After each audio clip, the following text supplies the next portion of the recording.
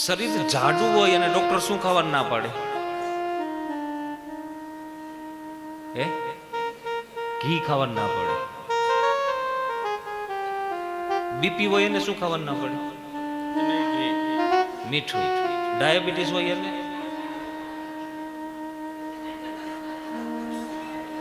બધાને ખબર છે.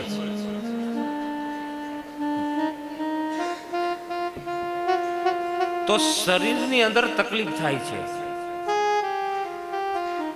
તો સંપત્તિ ભેગી થાય ને, સંપત્તિ તો અનેક સાંસારિક રોગ ઉભા થાય છે. હું એમ કહેવા માંગુ છું, બહુ સંપત્તિ ભેગી થઈ જાય. અહીંયા દુર્વાસા નામના ઋષિ આવે અને જોવે કે દેવતાઓ, તમને સંપત્તિ બહુ મળી છે પણ આ પૈચી નથી. એક કામ કરો, તમે બધાય સંપત્તિથી શ્રીભ્રષ્ટ થઈ જાઓ. અને એક વખત સંપત્તિ જતી રહે ને એટલે પેલા તો તમારું તેજ જતું રહે, તમે નૂર વિનાના બની જાઓ. આ કોરોનાની પરિસ્થિતિ આવી, ઠીક છે, જેની પાસે પૈસા હતા એ મજાનું જીવતા હતા, અને જેના ધંધા બંધ થઈ ગયા, હવે આરામ જ કર્યો છો બધાએ, પણ નૂર વિનાના થઈ ગયા. લ્યો શું કામ? કેમ કે 2 વર્ષ સુધી ધંધો ન થયો. અમારે સત્યનારાયણની કથા ન થઈ ને, લો ઈ નહોતા કરતા. જો તમારી આવક બંધ થઈ તો માણસનું તેજ જણાઈ જાય છે. તમે બધા સંપત્તિથી શ્રીભ્રષ્ટ થઈ જાઓ. અને આ સમુદ્ર મંથનની કથા એટલે ચરબી ઉતારવાની કથા છે. બહુ તો ટાઈમ નથી, ટૂંકમાં કથા કરી દઉં. હવે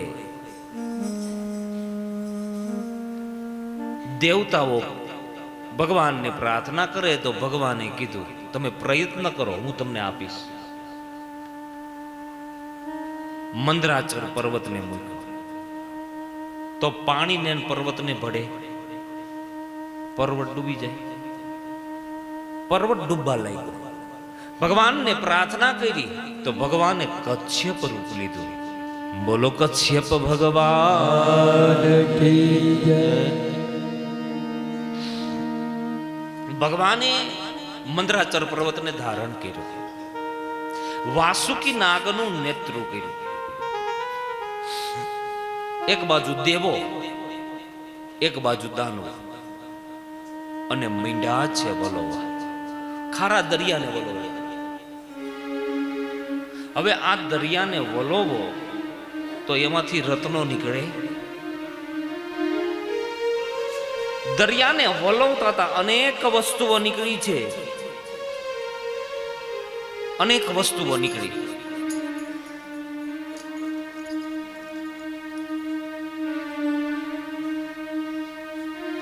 મંથન કરતા હતા, અનેક વસ્તુ નીકળે છે. બસ તમે પોતાની નિજ પ્રવૃત્તિ કરતા હો તો જો આ કાચબો છે ની ફાઉન્ડેશન છે, આધાર છે. આપણી ઉપર પરમાત્માનો આધાર છે, ધ્યાન રાખજો. વફાદારી પૂર્વક સવારથી સાંજ સુધી સ્વકર્મ કર્યા કરો. સ્વકર્મ કરો, કોઈનું ખોટું લ્યો નહીં. પ્રત્યેક કર્મની અંદર ભગવાનનું સ્થાન છે એવું માનો, ભગવાનનો નિવાસ છે. મંથન કરે છે, મંથન. ગાય નીકળી, કામદુર્ગા નામની ગાય. આનું શું કરવું? તો જો ભગવાનને પૂછતા જાય કે ગાય બ્રાહ્મણને અપાય, ગાયનું દાન બ્રાહ્મણને કરાય. આપી દીધી બ્રાહ્મણોને, લઈ જાઓ. હવે અત્યારે અમારે કહેવાય કોઈ નહીં કે ગાય બ્રાહ્મણને દેવાય. કેમ કે ગાયું જ રખડે છે, ગામમાંથી પકડી પકડીને ન મૂકી જાય. ગૌદાન કરવાનું. પછી મંથન કરે છે. મંથન શેના માટે મંથન કરતા હતા? હું જોતું તું, અમર થઈ જવું છે, અમૃત કાઢે છે, બધા રત્નો કાઢે છે, અને ઝેર નીકળ્યું. ઝેર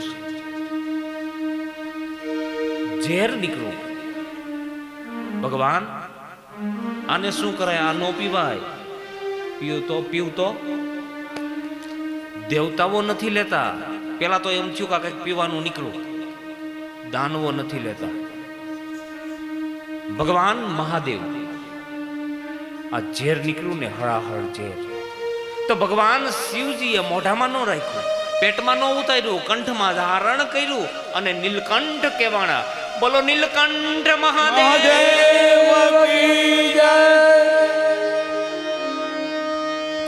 મંથન કરે છે, મંથન.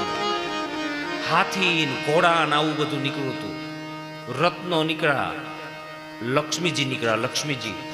લક્ષ્મીજીના હાથમાં વનમાળા અને બધાય લેવા દોડ્યા. લક્ષ્મીજીને લેવા બધા દોડ્યા. લક્ષ્મીજી કે ઉભા રહ્યો, જેને મારી જરૂર ન હોય ત્યાં મારે જવું છે. કોને જરૂર નથી? લક્ષ્મીજીની જરૂર કોને ન હોય? બધાને હોય. આપણા વડવાઓ તેદીની લાઈનમાં હતા. લ્યો,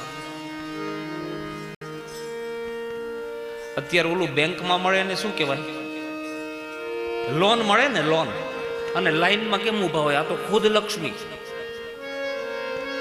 બધા લેવા દોડ્યા. લક્ષ્મીજી કે એમ નો આવું. બોલો માનવો તમારે જરૂર છે? તો કે હા. તો નહીં આવું. દેવતાઓને પૂછ્યું તમારે જરૂર? તો કે હા. તો નહીં આવું. દાનવોએ કીધું જરૂર છે, નહીં આવું. ભગવાન નારાયણને જઈને પૂછ્યું તમારે મારી જરૂર? ભગવાન કે બિલકુલ નથી જરૂર. લક્ષ્મીજીના હાથમાં વનમાળા હતી, ભગવાન નારાયણને પહેરાવી અને લક્ષ્મી નારાયણ કહેવાના. બોલો લક્ષ્મી નારાયણ ભગવાન. પણ લક્ષ્મીજી એમ કહે કે પ્રભુ, આ બધાને મારી જરૂર છે ને તમારે કેમ નથી? ત્યારે ભગવાને કીધું કે મને મારા ભક્તો સર્વોપરી છે. લો, મારે તારું શું કામ છે? સવારમાંથી એ મને જગાડે અને સુબરાવા સુધીની પ્રત્યેક પ્રવૃત્તિ કરે છે, તો મારે તારી શું જરૂર? અરે પણ પ્રભુ, હવે હું તમારી ઘરવાળી બની ગઈ, હું તમારી પત્ની બની ગઈ, અને કોઈ માણસ એમ કે લક્ષ્મી મારી, તો ચાલે? અને કોઈની ઘરવાળીને એમ કહેવાય કે મારી?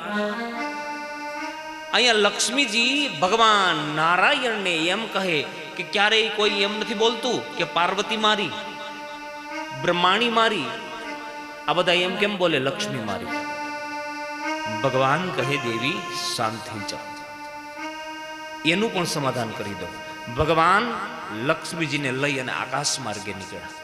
નાનું એવું ગામ, ગામમાં કોઈ માણસ ગુજરી ગયેલો, તો બધા શમશાન યાત્રામાં જાય છે. ભગવાન કહે દેવી તમે બોલતા નહીં, તમે જોયા કરો. પાછળ જે ઓલું ટોળું આયલું જતું હતું એની ઉપર ભગવાને નોટોનો વરસાદ ચાલુ કર્યો. બધાએ પન્યા ઓઢ્યા હતા, આમ આમ આઘા કરીને જોવા માંડ્યા, અહીંયા તો પૈસા પડે છે. માંડ્યા બધા પૈસા ભેગા કરવા. ઓલા 5 જણા થઈ ગયા આગળ, જે ઓલા 4 કાંધિયા હતા એની ઉપર ભગવાને 500 નોટું વેરી. તેથી હોય કે નહીં કોને ખબર, પણ આપણે શું કામ નબળું કેવું છે? પેલા જોવે છે કે ઓલા બધા ભેગા કરે છે, આપણે રહી જાવું, મૂકો આને નીચે. એ નીચે મૂકી અને એ બધા પૈસા મીંડા ભેગા કરવા. હવે કોણ વધ્યું? કોણ વધ્યું? દોણી વાળો.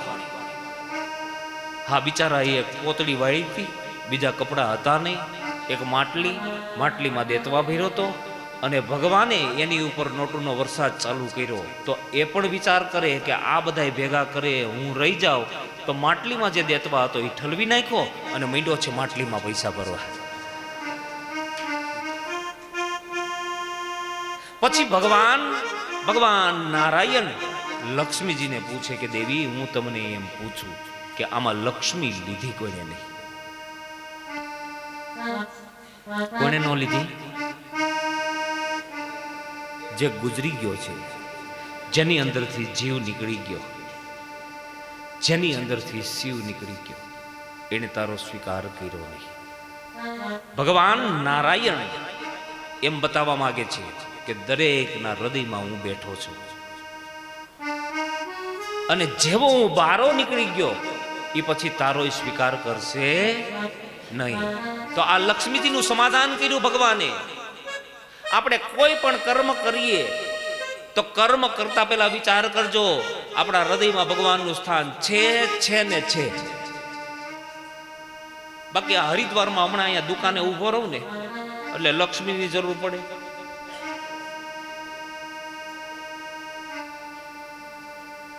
કેમ કે એની વગર ચાલે. પણ ભગવાન હૃદયમાં બેઠા છે. જેવા નીકળી ગયા બારા પછી લક્ષ્મીની જરૂર નહીં પડે, પછી વાત પૂરી થઈ જશે. અહીંયા ભગવાને લક્ષ્મીજીનું સમાધાન કર્યું. હવે આ કથાને થોડીક આપણી તરફ લઈ લઉં. સંસાર સાગર મહાજલ ભર્યો ને ભર્યો છે ભાઈ બહુ. આ સંસાર સાગર આ ભરેલો છે. મંદરાચર પર્વત એટલે આપણું શરીર આ ફરે છે. થોડીક વાર થાય તો હરિદ્વારમાં હોય, થોડીક વાર થાય તો અમરેલી વિયા જાય, મલાડમાં વિયા જાય. આ ફરે છે. વાસુકી નાગનું નેત્ર. નાગ એટલે કાળ. કાળનું નેત્ર છે. કાળથી હું તમે બંધાયેલા છીએ. આમાં કાળથી કોણ વિમુક્ત છે? મુક્ત કોણ છે? મંથન ચાલુ છે. લક્ષ્મીજી નીકળ્યા. કોના ઘરમાં નથી કયો? હાથી ને ઘોડા ને એવું નીકળ્યું. અત્યારે મોટર ને ગાડીઓ છે ને. અપ્સરા નીકળી હતી. અપ્સરા કોના ઘરમાં નથી કયો? ઝેર નીકળ્યું. ઝેર છે આપણા ઘરમાં છે. ભાઈ કોટે ચડે, બાપ દીકરો કોટે ચડે, પાડોશી કોટે ચડે, પાર્ટનર કોટ. આ ઝેર નહીં તો શું?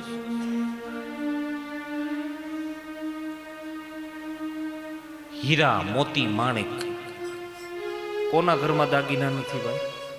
છે ને. હવના જોગો હવની પાસે છે. બધાને બધું નીકળવું છે.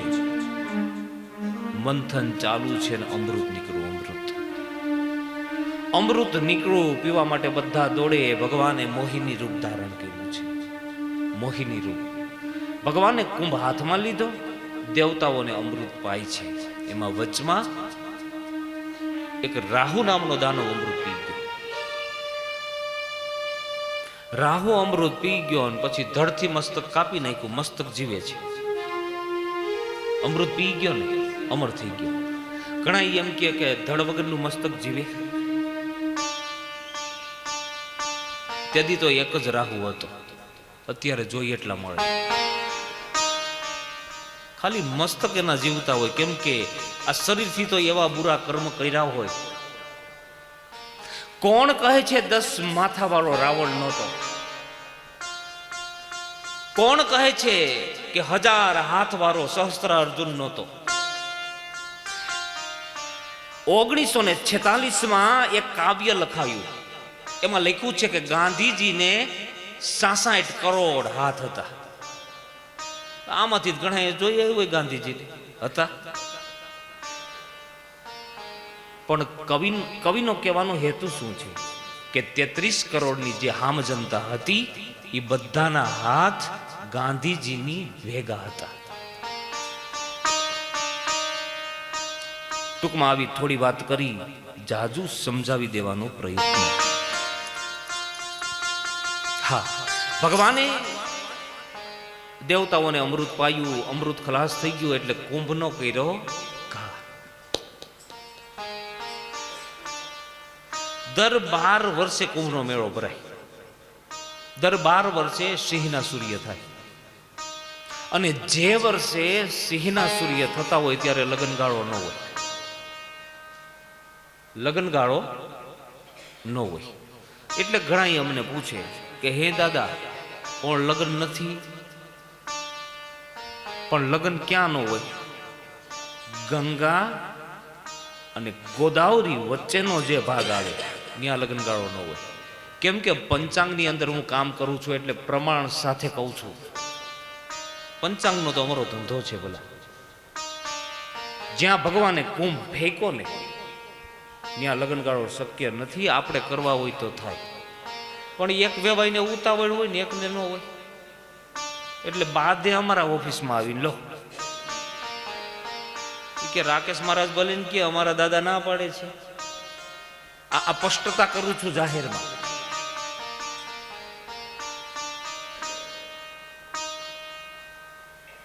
હા, કુંભને વાચા ફૂટી. કુંભને ભગવાન તમે સ્વાર્થીલા છો કેમ? જરૂર હતી ત્યાં સુધી હાથમાં રાખ્યો. અમૃત પૂરું થઈ ગયું એટલે ઘા. ભગવાન કે સાચી વાત, જરૂર હતી ત્યાં સુધી હાથમાં રાખ્યો. પણ જા તને વરદાન આપું છું કે બ્રાહ્મણ સત્યનારાયણ ભગવાનની પૂજા કરશે તો પેલી તારી પૂજા થશે. જા.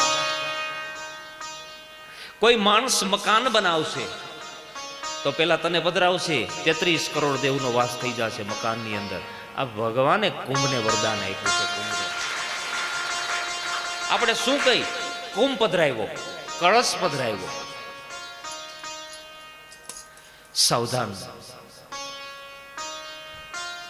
5મા મન્વંતરમાં વામન હોય. એક તબક્કો એવો આવ્યો કે દાનવો એટલા બધા ધર્મજ્ઞ બની ગયા છે.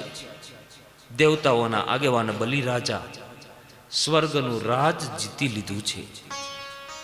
દેવતાઓ બધા નિર્મળ બન્યા. દેવોની માતા અદિતિ કશ્યપજીને પૂછે છે, મારા દેવતાઓ થોડુંક સુખ ભોગવે એવું કંઈક કરો ને. આ સંસારની અંદર એવું આપણે કંઈક કરીએ, મારા દેવતાઓ થોડાક સુખી થાય. હે અદિતિ, હે દેવોની માતા, હે પવિત્ર, સાવધાન થઈને સાંભળો. હું એવું વ્રત તમને બતાવું કે પૂર્વકાળને વિશે આ વ્રત બ્રહ્માજીએ બતાવ્યું છે. આ વ્રતનું નામ છે પયોવ્રત. પયોવ્રત માગસર મહિનાની એકમને દિવસે ચાલુ કરવું અને શુદ્ધ 12ને દિવસે આ વ્રત પૂર્ણ કરવું.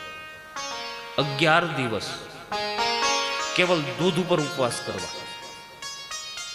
શાલિગ્રામ ભગવાનની સેવા કરવી, તુલસીમાની સેવા કરવી, સુહાગિની સ્ત્રીની સેવા કરવી, માત પિતાની સેવા કરવી. 11 દિવસનું આ વ્રત. જે કોઈ સાધક આ રીતે આ વ્રત કરશે એની ઘરે દિવ્ય ગુણવાળા સંતાનનો જન્મ થશે. જોવો, આપણી એક વ્રતની મર્યાદા કેવી છે. આપણે સારા વ્રત કરીએ તો સારા સંતાનો થાય. અત્યારે આપણે બધા વ્રત કરીએ ખરા, પણ જાગરણ કરીએ, ઉજાગરા કરીએ.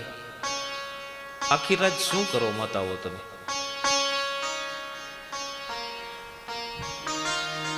કાં ટીવી જોવે, કાં બધા ફરવા જાય, રાતે ચક્કર મારવા જાય. કેટલાયના બાકડા ફેરવી નાખે, કેટલાયનું. તમે આ માટે વ્રત કરો છો? દુકાનો વાળાના બોર્ડ ફેરવી નાખે.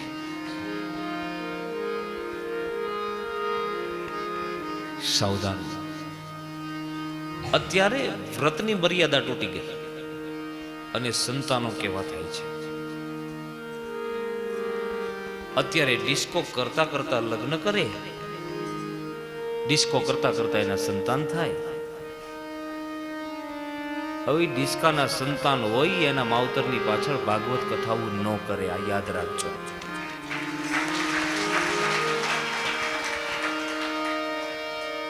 ભાગવત કથા કોણ કરી શકે? અત્યારે બાળકોને સારા સંસ્કાર આપો. ભલા તમે જો ભક્તિ તરફ વળ્યા હશો ને તો તમારા બાળકો વળશે, બાકી નહીં ભેગું થાય. સાવધાન. એક વ્રતની મર્યાદા. અહીંયા અદિતિ માતાએ વ્રત કર્યું, પરમાનંદ થયો. દેવતાઓ બધા આશ્રમની અંદર આવ્યા છે. આ બાજુ ભાદરવા સુદ આજે 11:30 દિવસ ઉગી રહ્યો છે. ઉષાના કિરણો બહાર નીકળી રહ્યા છે. દેવોની માતા ભગવાન સૂર્યનારાયણની પૂજા કરવા માટે તૈયાર થાય, શાલિગ્રામ ભગવાનની સેવા કરવા માટે તૈયાર થાય. આમ દિવસ ઉગવાની તૈયારી. 11:30 અને બુધવારનો દિવસ અને કશ્યપજીના આશ્રમમાં દેવોની માતા અદિતિથી ભગવાનનું પ્રાગટ્ય થયું છે. બોલો વામન ભગવાન કી જય. ભગવાન વામનજીનું પ્રાગટ્ય થયું છે. હમણાં ભગવાન પધારશે ત્યાં સુધી આપણે કથા લઈએ. સુખદેવજી મહારાજ આગળ કથા કરી. ભગવાન વામનજીનું પ્રાગટ્ય આમ તો અમારા શ્રીમદ ભાગવતની અંદર 24 અવતારોની કથા આવી જાય છે. ભાગવત કથા એ ઇતિહાસ નથી, સળંગ કથા પ્રવાહ છે. એક મણકા પછી બીજો મણકો, બીજા મણકા પછી ત્રીજો મણકો, વિષયાંતર થાય, કંઈક સમજવાનો પ્રયાસ થાય. 24 અવતારોની કથા, પણ ઉત્સવો 4 જ ઉજવવામાં આવે: નૃસિંહ, વામન, રામ અને કૃષ્ણ. એનું પણ એક કારણ, વિદ્વાનોનો થોડોક મત કહું. આપણે 4 વર્ણની અંદર વિભાજિત છીએ: બ્રાહ્મણ, ક્ષત્રિય, વૈશ્ય, શૂદ્ર. તો આનો અર્થ એવો નથી કે આપણે ભગવાનને બાંટવા છે. ઈશ્વરવાદી ભગવાન એક જ હોય, પણ આપણી પ્રકૃતિ, આપણો ધંધો, આપણું વાતાવરણ એની અનુરૂપ ભગવાનના અવતારો બદલા છે. બ્રાહ્મણના દેવ વામન ભગવાન છે, શૂદ્રના દેવ ઋષિ સ્વામી છે, ક્ષત્રિયોના રામ છે, વૈશ્યોના કૃષ્ણ છે. ધર્મને 4 પગ છે: સત્ય, તપ, દયા અને દાન. આ 4 પગને સ્થિર રાખવા માટે ભગવાનના 4 ઉત્સવો. માનવીના પુરુષાર્થ 4 છે: ધર્મ, અર્થ, કામ, મોક્ષ. 4 પુરુષાર્થની સિદ્ધિ મેળવવા માટે ભગવાનના 4 ઉત્સવો. આપણે 4 આશ્રમોમાંથી પ્રસાર થઈએ છીએ: બ્રહ્મચર્ય, ગ્રહસ્થ, વાનપ્રસ્થ અને સંન્યાસ. માતાઓ, વાતો નહીં કરો. એક પત્નીધારી રામ છે, પણ રામે સીતાનો ત્યાગ કર્યો છે, એ મને તમને ખબર છે. પણ કોઈ ગામનું રામજી મંદિર એવું ખરું કે સીતા વગરનો ત્યાં રામ બેઠો હોય? કેમ કે ગ્રહસ્થી છે. ભગવાન કૃષ્ણ 16,108 રાણીઓ છે, પણ મારા દ્વારકાધીશને જોવો તો એકલો બેઠો છે. કેમ કે યોગેશ્વર છે. બોલા, કથાની અંદર બહુ બધું જાણવા જેવું છે. ભગવાન બ્રાહ્મણની ઘરે જન્મે. બ્રાહ્મણની ઘરે તમે જન્મ લ્યો એટલે પરબારા બ્રાહ્મણ નથી, યાદ રાખજો. બ્રાહ્મણની ઘરે જન્મ લે એટલે પેલા બ્રાહ્મણ નથી. બ્રાહ્મણ બને ક્યારે? એને જનોઈ દેવામાં આવી. જનોઈ એટલે એનું નામ પડે દ્વિજ. પછી બ્રહ્મને જાણે, પછી બ્રાહ્મણ છે. પરબારો બ્રાહ્મણ નથી. અહીંયા 7 વર્ષના થયા વામન ભગવાન. લઈ લ્યો ભગવાનને. યજ્ઞોપવિત સંસ્કાર કરવામાં આવ્યા છે. ખુદ ગાયત્રી આવી અને મંત્ર આપે: ઓમ તત્સવિતુર્વરેણ્યમ બ્રહ્મ અમને વરદાન આપો, ભર્ગો દેવસ્ય ધીમહિ ધિયો યો નઃ પ્રચોદયાત.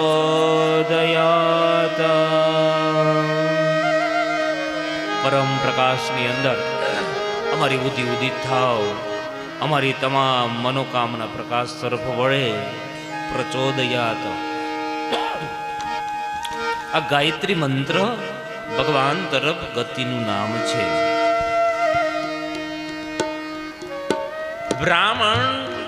બ્રાહ્મણીના પેટે જન્મ લે એટલે એને વિપ્ર કહેવાય. પછી એનું નામ પડે છે જનોઈધ્ય, પછી દ્વિજ, પછી બ્રહ્મને જાણે, પછી બ્રાહ્મણ છે. બ્રાહ્મણ એ કોઈ જ્ઞાતિનું નામ નથી, એક કલરનું નામ છે, એક રંગનું નામ છે.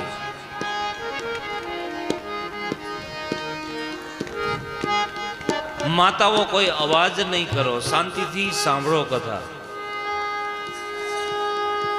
ગુરુ ગ્રહે ભણવા જાય. આપણા હિન્દુઓના ભગવાનની મજા જોવો. ભગવાન રામ ભણવા જાય, ભગવાન કૃષ્ણ ભણવા જાય, ભગવાન વામન ભણવા જાય છે.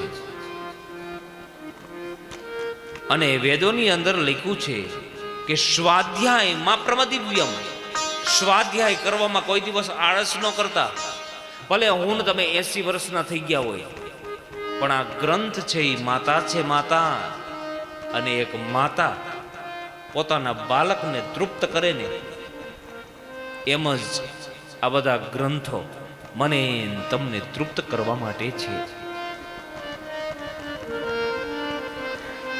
સાવધાન.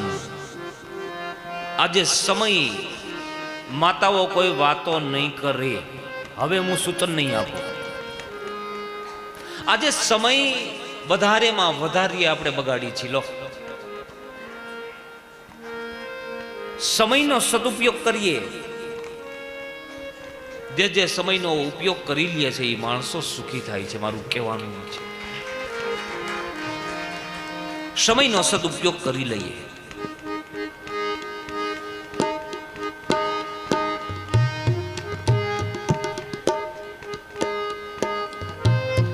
અત્યારે છોકરાઓ કામે ચડી જાય એટલે ગામની અંદર કહેતા ફરે કે આપણે સાવ નિવૃત્ત.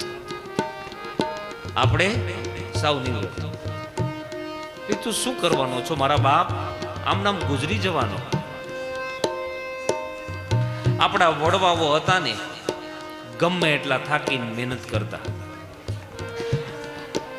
માતાઓ વાતો નહીં કરો. અત્યારે ભગવાનને ઉપર લઈ લ્યો, આસન આપી દો, બેસાડી દો. આપણા વડવાઓ હતા, ભૌતિક સાધનો બહુ ઓછા હતા. એ થાકી જતા. 3.5-4 વીઘાનું પિત્ત કરવું હોય તો એ રાત દિવસ કોષ હાંકતા હતા. કોષ ત્યારે 4-5 વીઘાનું પિત્ત થાય. અને અત્યારે 500 વીઘાનું પિત્ત કરે, નવરો આટા મારતો હોય. વિચાર કરો. હમણાં એક દિવસ મેં છાપું હાથમાં લીધું અને છાપામાં હતો પૂર્તિમાં લેખ. પૂર્તિમાં લેખ હતો. લેખ કે આપણે શનિવાર રહી તો એકટાણું કરીએ ને. 11 રહ્યો તમે, મહિનામાં 2 વખત 11 રહ્યો ને, તો ઉપવાસ કરો તમે. તો એવી વિનંતી હતી કે અઠવાડિયે એક દિવસ તમે ટીવી બંધ રાખો, ટીવીનો ઉપવાસ કરો. લે બોલો, જોઈજો કેવા કેવા અર્થો કરવા પડશે. નવરાશનો સદુપયોગ કરીએ બેનો ભાઈઓ. જે નવરાશનો સદુપયોગ નથી કરતા, અમેરિકન, ઇંગ્લેન્ડ કેવા દેશ છે, એની અંદર જાઓ ને, એ લોકો 1 કલાકનો ટાઈમ નથી બગાડતા લો. અને અહીંયા આપણે બધાને જમવાનું મળી જાય છે એટલે વાત પૂરી. સ્વકર્મોની અંદર રત નિરાર ભગવાન શ્રી કૃષ્ણના ઉપદેશની આ ભૂમિ અને વધારેમાં વધારે દુનિયામાં 1 અબજની હામ જનતા વધારેમાં વધારે સમય અહીંયા ગુમાવે છે. માતાઓ વાતો નહીં કરો. 3 લોકનો રાજા છે બલિ રાજા, સ્વર્ગની અંદર બેઠો છે.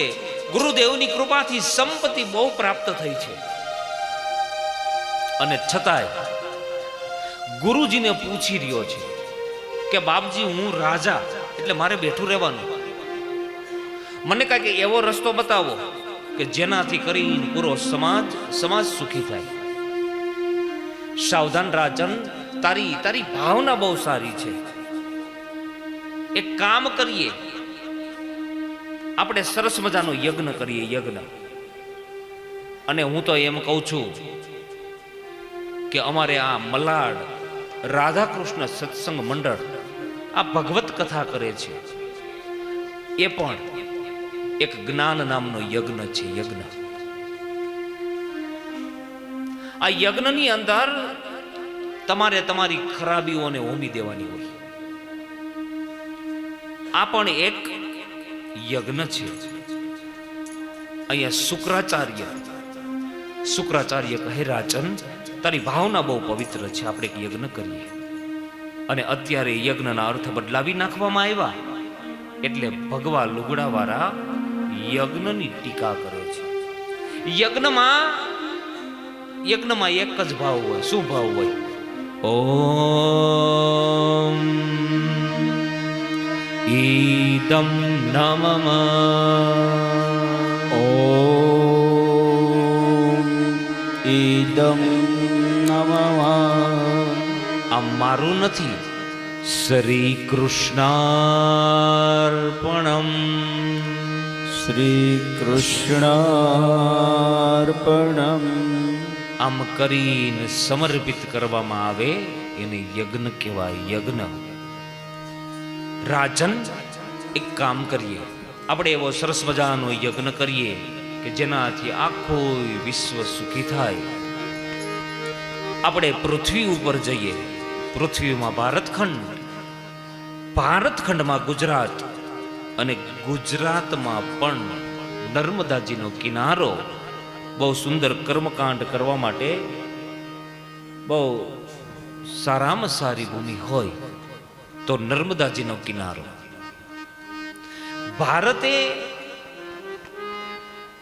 ભારતને આમ તો ઋષિ મુનિઓએ આર્યોની ભૂમિ ગણી છે. બેનો વાતો નહીં કરો, આ બાજુ ધીમે ધીમે બોલજો.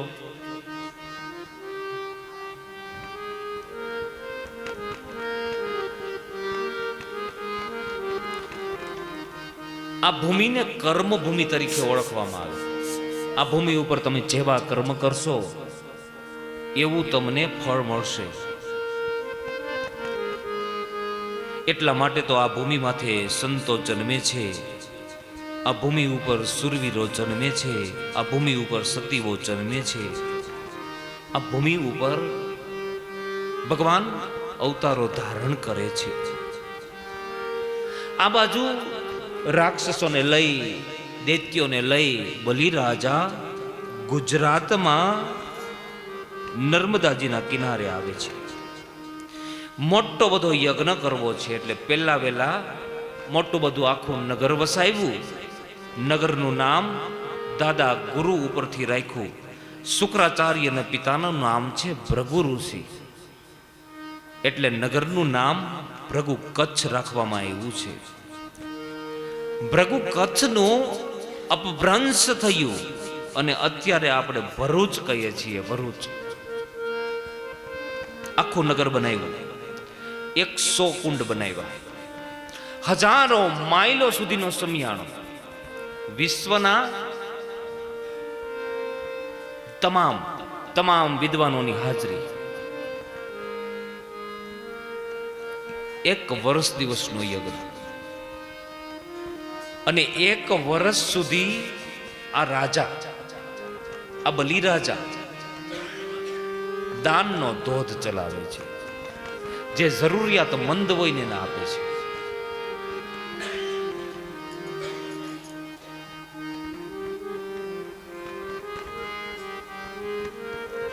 એક સાથે 100 યજ્ઞ, અને પાછું અટાણનું કર્મકાંડ હોય એવું નથી, કહી દઉં. અટાણનું કર્મકાંડ કેવું? અમે યજ્ઞ કરવા જાય ને, અમે કથાઓ કરવા જાય ને, તો આમ કન્ડિશનનું થાય, દાદા આમ કરાવજો, આમ. હું લગભગ તો ના પાડી દઉં. હું મારા ઠાકોરજીને મોર રાખીને કરું છું.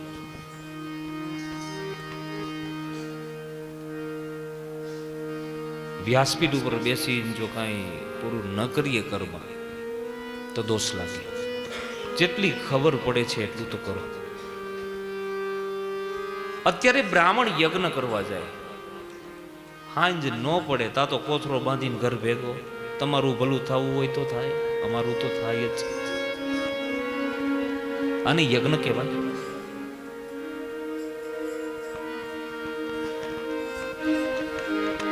કર્મ કરો ને તો પવિત્રતાથી કરો, વ્યવસ્થિત કરો.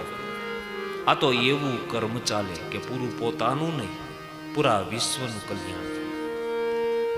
એવો અદ્ભુત યજ્ઞ થઈ રહ્યો છે. એટલું બધું કાષ્ટ હોમવામાં આવ્યું છે, એટલું બધું ઘી હોમવામાં આવ્યું છે કે આમ ધુમાડો ફેલાય છે અને વાતાવરણ બધું શુદ્ધ થઈ ગયું છે. બ્રાહ્મણોના મોઢામાંથી વેદ મંત્રો નીકળે છે. નર્મદાજીના જે કમકણ હતા ને બધા શંકર બની ગયા. શંકરોતી સહ. આમ જાણે પાણી આમ સામસામું અથડાતું હોય અને ઉચ્ચાર ન થતા હોય એ મંત્રના. એટલો દિવ્ય અદ્ભુત યજ્ઞ થયો છે. દાનનો અર્થ આપણા ધર્મશાસ્ત્રમાં બતાવ્યું છે. વેપારીનો દીકરો ચોપડામાં લખે શ્રી સવા અને કરે પાછો કાંઈ ન કાંઈ. પણ ચોપડામાં શું લખાય?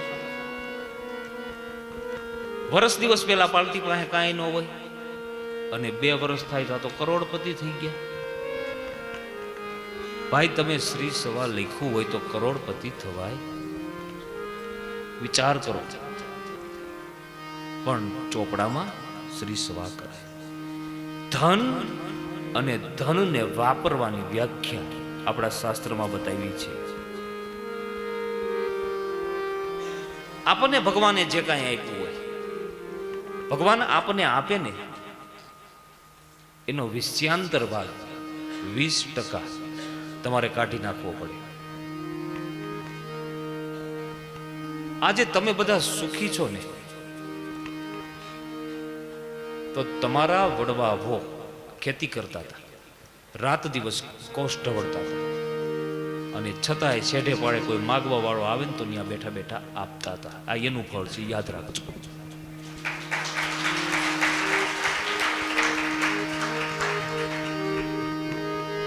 એ પુણ્ય કરતા હતા. બ્રાહ્મણો સાધુઓ માગવા જતા હતા, અત્યારે ઈ બંધ થઈ ગયા. પેલું તમારા ઘરની અંદર પાકે તો શિવ મંદિરે જતું, રામજી મંદિરે જતું કે નહીં? બ્રાહ્મણની ઘરે આપવા જતા. પેલું શાકભાજી થયું, બ્રાહ્મણોને દ્યો, સાધુને દ્યો, દેવ મંદિરમાં દ્યો. આ બધું બંધ થઈ ગયું. જો ભગવાને તમને આપ્યું હોય તો 20% તમે ધર્મ કાર્યની અંદર વાપરો, ગરીબને આપો. સુંદર નિશાળું બનાવો, સુંદર રોડ રસ્તા બનાવો, કોઈને ખવડાવો. અને હું તો મારી કથામાં ક્રાંતિકારી અર્થો કરું કે તમારા કુટુંબની અંદર જો કોઈ બેન દીકરી દુખી હોય તો તમારે ભાગવત કથાઓ કરવાની જરૂર નથી. એ કથા ફળ ન આપે, યાદ રાખજો. કોઈ બેન દીકરી હોય દુઃખમાં આવી ગઈ હોય, પતિની ગેરહાજરી હોય અને છોકરાઓને ભણાવવાના હોય તો એવા સમયે છાનમુના જઈને મદદ કરજો. આપણો ઘરવાળો હોય ને માતાઓ તો એને કહેજો કે એને આપો. કારણ શું? કે આ ભાગવત કથામાં જે ફળ મળે એના કરતા 5 ગણું એમાં ફળ મળે છે. માટે કહું છું, આ કરવાની જરૂર છે. ભલા બલિરાજા સંત હૃદયનો માણસ છે. એ તો લૂંટાઈ જવા બેઠો છે. મારે દાન આપવું છે. જે જરૂરિયાત મંદ હોય ને એને મારે દાન આપવું છે. બ્રાહ્મણોના મોઢામાંથી વેદ મંત્રો નીકળે અને જાણે પાણી નો અથડાતું હોય નર્મદાજીને, મંત્ર નો બોલતું હોય એવું લાગે. ઓમ વરુણસ્ય સ્કંભ નમસી વરુણસ્ય કંબ સર્જનીસ્થ વરુણઃ સદન્મસી વરુણસ્ય રદન્મસી વરુણસ્ય માસદઃ ઓમ જગનેન જગ્નમય સંત દેવા સ્થાની ધર્માણી પ્રથમાન્યાસન્ન દેહનાગમયમાનઃ ચંદ્રયત્ર પૂર્વે સાધ્યાઃ શક્તિ દેવાઃ. બેન ભાઈઓ, બલિરાજા સંત હૃદયનો માણસ છે. યજ્ઞ પૂરો થશે અને અતિ અદ્ભુત એવી એક પરિસ્થિતિ ઊભી થઈ જશે.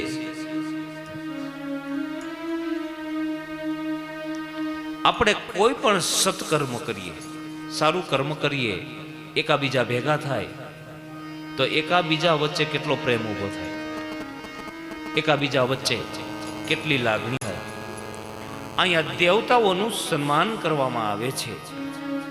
પૂર્ણાવતીનો દિવસ યજ્ઞ પૂરો થયો. પૂર્ણાવતીનો દિવસ એટલું બધું દાન અપાઈ ગયું કે હવે કોઈ લાંબો હાથ નથી કરતો. બલિરાજાની પાસે કોઈ માગતું નથી, એટલું આપવામાં આવ્યું છે. બોલો, હવે વિચાર કરો કે કેટલો સ્વસ્થ સમાજ હશે કે જરૂર હોય એટલું ભેગું કરતા. એવું નહીં કે ફલાણો આપે છે તો ભેગું કરી લેવું, એ વૃત્તિ નથી. કોઈ ગરીબ માણસનું બાલક દૂધ, ઘી કે માખણ વગરનું નહોતું રહેતું. વિચાર કરો.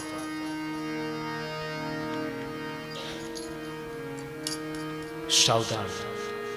આજે પૂર્ણાવતીનો દિવસ સવારના 4 વાગ્યામાં બલિરાજા જાગી ગયા છે.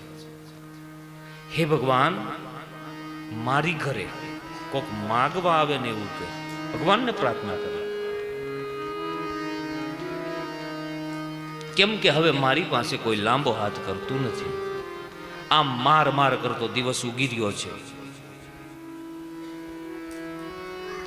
વામન ભગવાન નર્મદાજીમાં સ્નાન કરે, કમંડળની અંદર પાણી ભરે અને હસે છે કે નર્મદા, આજ હું તને મોટાઈ આપવા આવ્યો છું. ભગવાન પાણીને પણ મોટાઈ આપે છે, યાદ રાખો. ભગવાન કૃષ્ણ યમુનાજીના કાંઠે રાસ રમીને યમુનાજીને મોટાઈ આપે. ભગવાન રામ ગંગાને દંડવત પ્રણામ કરીને ગંગાને મોટાઈ આપે. અહીંયા વામન ભગવાન કમંડળમાં જળ ભરી અને નર્મદાજીને મોટાઈ આપે. આમ માર કરતો દિવસ ઉગે છે. બલિરાજા ભગવાનને પ્રાર્થના કરે કે હે પ્રભુ, મારે દાન આપવું છે, મારી ઘરે કોક દાન માગવા વાળો આવે એવું કરો. આમ ઉગમણી દિશામાં અંજવાળું થઈ રહ્યું છે. નાના એવા વામન ભગવાન આમ દરવાજામાં પ્રવેશ કરે. ત્યાં તો આ માણસ દોડ્યો છે. પધારો પધારો ગુરુદેવ, પધારો. વામન ભગવાનને દર્ભનું આસન નાખી દીધું. માતાઓ અવાજ નહીં કરો. દર્ભનું આસન નાખી દીધું. વામન ભગવાનને બેસાડ્યા. સફેદ ધોતી પહેરી છે, હાથમાં કમંડળ, એક હાથમાં દંડ. વામન ભગવાન આસન નાખી બેસાડી અને ચરણની પૂજા કરવામાં આવી છે. વામન ભગવાનના ચરણ અંગૂઠાની પૂજા કરી, ચરણામૃત લીધું અને રાણી વાસમાં ચરણામૃત મોકલ્યું. અને વામન ભગવાન બલિરાજાની સાથે વાતો કરવા લાગ્યા. વાહ રાજા વાહ, શું તારું તો કુળ છે ભાઈ. તારો દાદો પ્રહલાદ થાંભલો ફાડીને ભગવાન બહાર આવ્યા હે અને રક્ષા કરી. તારા કુળની શું વાત કરવી? અને બલિરાજા હરખમાં આવી ગયો. વાહ, તમે મારા કુળને પણ જાણો છો. હા બલિરાજા, તે અદ્ભુત યજ્ઞ કર્યો. બાપજી, ભૂદેવ અભિમાન નથી કરતો. હું તો દાતા છું, દેવા બેઠો છો. આજે મારા યજ્ઞની પૂર્ણાવતી આપ શ્રી મળી ગયા, સારું કર્યું. આપ શ્રી જે માગશો એ હું આપીશ. માગો, તમારે શું જોઈ છે માગો. અહીંયા વામન ભગવાન વાતો કરે છે કે બલિરાજા, હું માગું એ આપે? તો કે હા આપું, કેમ ન આપું? આપું જ નહીં. તો એક કામ કરે, માતાઓ થોડીક વાર સાંભળો, નહીતર કથાનો લય તૂટી જાય, કોઈ મતલબ નથી. વામન ભગવાન વાતો કરે છે કે હું માગું એ આપીશ. બલિરાજા કહે છે ભૂદેવ માગો. મારા શરીરની અંદર પંચવાયુ છે ને, ત્યાં સુધી ના નહીં પાડું. હા, બાકી મારું મળદું થઈ જાય તો વાત ખલાસ. તો એક કામ કરે બલિરાજા, મને 3 ડગલા ધરતી દે. શું માંગ્યું? 3 ડગલા ધરતી. અને બલિરાજા મીંડો છે હસવા. અરે ભૂદેવ, વાતો તો ડાઈ કરો છો. આ તમારા પગલા કેવડા? આ 3 ડગલા ધરતીને કરશો શું? એ તો અત્યારે તમે નાના એવા છો, પછી મોટા થશો, પછી ગોરાણીમાં આવશે.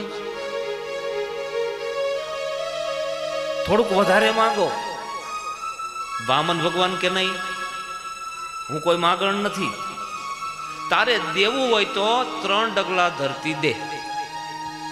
આ બાજુ ગુરુજી શુક્રાચાર્ય દોડીને આવ્યા, બલિરાજાને પૂછે છે, એટલે રાજન, આ બ્રાહ્મણ શું માગે છે? ગુરુજી 3 ડગલા ધરતી માગે છે કે આપતો નહીં.